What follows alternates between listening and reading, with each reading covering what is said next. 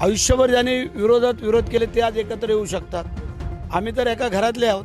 जर मग आमच्या एका घरातलं जर परत जर काय जुळणार असेल तर त्यामध्ये अडचण का? नमस्कार. महाराष्ट्राच्या राजकारणात सध्या वरवर जरी सगळे शांत वाटत असलं ना, तरी आतमध्ये एक ज्वालामुखी धुमसतोय. हो, सत्ताधारी महायुतीच्या आत अस्वस्थतेचा लावा खतखततोय. चला, आज आपण याच राजकीय भूकंपाच्या केंद्रबिंदूचा शोध घेऊया. हे वाक्य आहे शिंदे गटाच्या एका प्रमुख नेत्याचं. आणि खरं सांगायचं तर हे एकच वाक्य युतीमधला अंतर्गत कलह आणि भविष्यात काय होऊ शकतं याची संपूर्ण कहाणी सांगून जातंय. याच वाक्याचा धागा पकडून आपण पुढे जाऊया. तर सगळ्यात आधी बोलूया घरवापसीबद्दल. खरंच शिंदे गटातले नेते आणि कार्यकर्ते मातोश्रीच्या दिशेने परत निघाले आहेत का? सध्या चर्चा तर जोरदार सुरू आहे. आणि हो, ही काही केवळ अफवा नाहीये. मिळालेल्या माहितीनुसार खरोखरच मोठ्या संख्येने घरवापसी सुरू झालीये. या अनपेक्षित घडामोडीने राज्याच्या राजकारणात एकच खळबळ उडालीये आणि साहजिकच सत्ताधारी गोटात चिंतेचं वातावरण आहे. ही घरवापसी म्हणजे काही छोटी गोष्ट नाहीये. तुम्ही विचार करा, ठाण्यासारख्या म्हणजे शिंदे गटाच्या बालेकिल्ल्यातले उपविभाग प्रमुख आबा मोरे, नवी मुंबईचे सहसंपर्क प्रमुख शिरीष पाटील आणि इतकंच नाही तर कोपरी 5 पाखाडीमधले जवळपास 100 कार्यकर्ते या सगळ्यांनी नुकताच ठाकरे गटात प्रवेश केलाय. यामुळे शिंदे गटामध्ये अस्वस्थता पसरणं स्वाभाविकच आहे. पण थांबा, ही गोष्ट फक्त घरवापसीपुरती मर्यादित नाहीये. खरं तर हे तर महायुतीच्या आत सुरू असलेल्या मोठ्या वादळाचं फक्त एक पहिलं लक्षण आहे. खरा प्रश्न हा आहे की हे नेते आणि कार्यकर्ते परत का जात आहेत? याचं उत्तर दडलंय युतीमधल्या वाढत्या तणावात. आगामी नगरपालिका आणि महानगरपालिका निवडणुकांच्या उष्णतेमुळे ना, महायुती नावाचा हा प्रेशर कुकर आता अक्षरशः फुटायच्या बेतात आलाय. आतले मतभेद आता उघडपणे बाहेर येऊ लागले आहेत आणि एकमेकांवर कुरघोडी करण्याचं राजकारण चांगलंच तापलंय. शिंदे गटाचे आमदार भरत गोगावले यांचं हे विधान ऐका, आमचे मातोश्रीशी संबंध अजूनही कायम आहेत. आता तुम्हीच सांगा, सत्ताधारी युतीत राहून असं जाहीरपणे बोलणं हे थेट नाराजी व्यक्त करण्यासारखंच नाही का? याचाच अर्थ आता पाणी डोक्यावरून जायला लागलंय. बरं, पण ही सगळी अस्वस्थता, ही नाराजी आली कुठून? या संघर्षाची ठिणगी नेमकी कुठे पडली?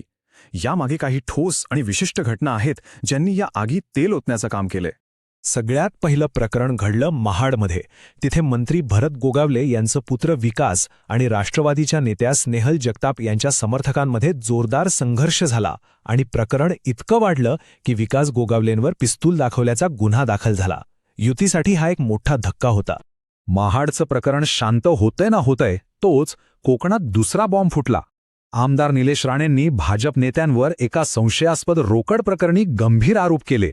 पण झालं मात्र उलटंच, त्यांच्यावरच गुन्हे दाखल झाले, ज्यामुळे महायुतीतला अविश्वास आणखीनच वाढला.